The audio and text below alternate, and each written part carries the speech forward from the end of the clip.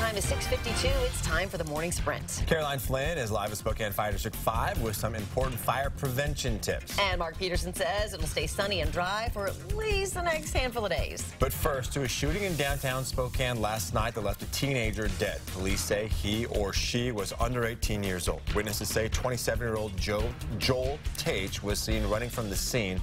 The SWAT team later arrested him in a nearby building. He's now facing a second-degree murder charge. He should be in court later today. Spokane police say the name of the victim will be released by the medical examiner. What police believe was nothing more than a tragic accident. A window washer fell to his death at the Spokane Library around 2 yesterday afternoon. We are expecting to learn that man's name in the coming days. A Cheney man has been arrested for the murder of his wife. Detectives say David Pettis called 911 in June because his wife wasn't breathing. She died shortly after. Pettis claimed he found her unresponsive and she had been drinking and taking prescription drugs.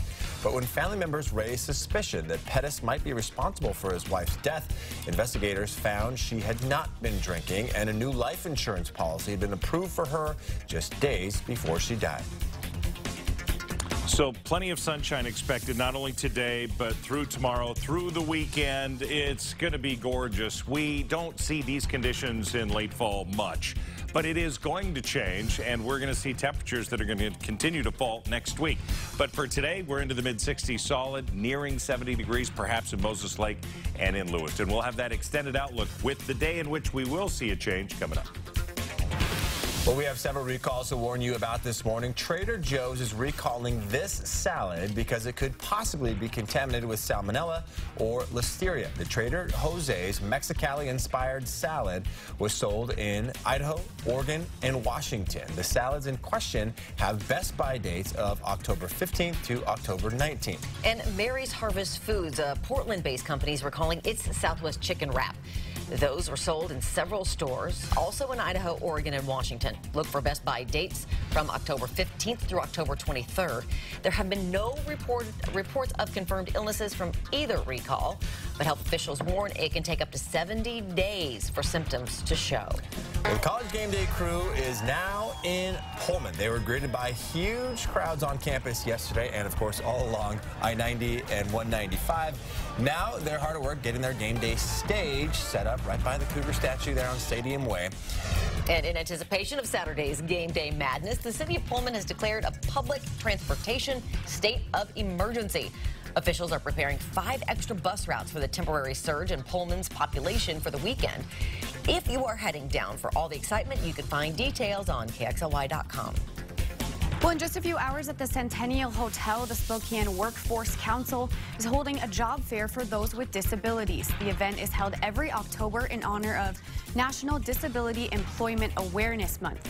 Employers from a variety of industries will be there to talk with job candidates, along with resources to help those with developmental or physical disabilities find social services, help with transportation, or assistive technology. The event is free from 10 to 1 today at the Centennial Hotel, formerly the Hotel RL at the Park.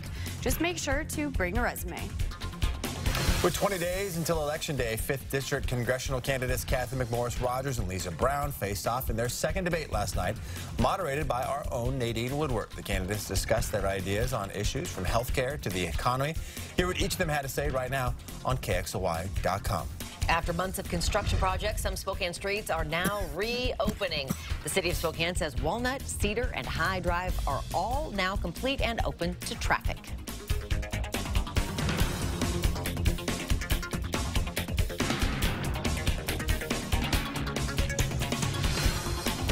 Prevention Month. She was live at Fire District 5 with Fire Chief Brian Schaefer and others talking about things that you can do to make sure your home is protected. And coming up next on Good Morning America, new information on the disappearance of a 13-year-old Wisconsin girl. Police confirm her parents were shot to death, and they believe she was home when it happened.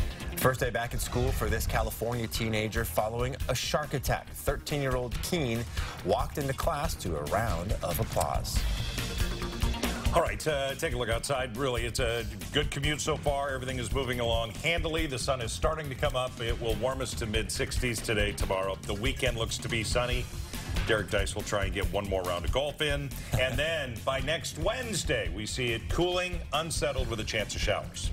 Okay, I love it. It's going to be so great for College Game Day. It is now a couple minutes before 7. Here's Good Morning America.